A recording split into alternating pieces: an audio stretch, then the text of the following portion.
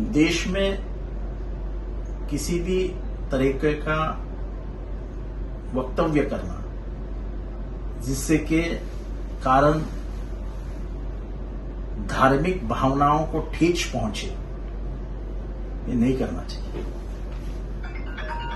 आप सल्लल्लाहु अलैहि वसल्लम के बारे में, पैगंबर साहब के बारे में जो बोला गया, वो क्यों बोला गया? क्योंकि भाजपा ने अपने कार्यकर्ताओं के ऊपर जो रोक लगानी चाहिए थी, हिंदू मुसलमान जो द्वेष फैलाया जा रहा है, उसको अगर भाजपा रोक देती तो नूपुर की हिम्मत नहीं होती ये बात करने की। ये हिम्मत इसीलिए हुई क्योंकि उसको लगा, और ये माहौल देख के तो सच ही लगेगा कि पूरी बीजेपी मेरे साथ है। ये तो अरबिस्तान में जो हुआ, इसके वजह से बीजेपी को 2 कदम पीछे आना पड़ा, 4 कदम पीछे आना पड़ा। नूपुर को पार्टी से बाहर निकलना पड़ा। यह अरबस्तान में हुआ इसलिए किया, नहीं तो नहीं होता। कितने दिन मारोगे आप किसी को? आज आप सल्लल्लाहु अलैहि वसल्लम के बारे में बोल दिए, पैगंबर साहब के बारे में बोल देंगे, कल बुद्ध के बारे में बोल देंगे, परसों बाइबल में जीसस क्राइस्ट के बारे में बोल दोगे। क्या दुनिया में सभी से दुश्मनी लेना अपने को जिंदा रखेगा?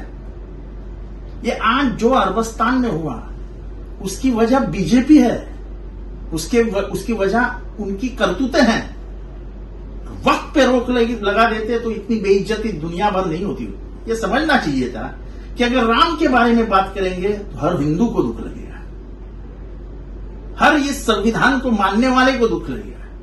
तो इस देश में आपको किसने बोला था पैगंबर साहब के बारे में बोलने के लिए? क्या हुआ देखा ना आपने?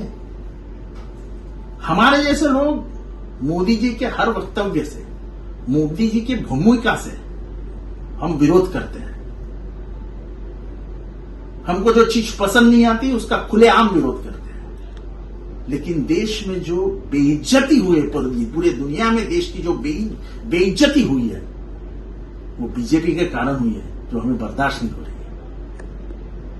आपके एक करतूत के कारण, आपके एक स्पोक्स पर्सन के कारण, सवाल गलत वक्तव्य के कारण पूरे देश की इज्जत राख हो गई। वक्त पे अगर कदम उठाए जाते तो ये दिन देखने नहीं पड़ते।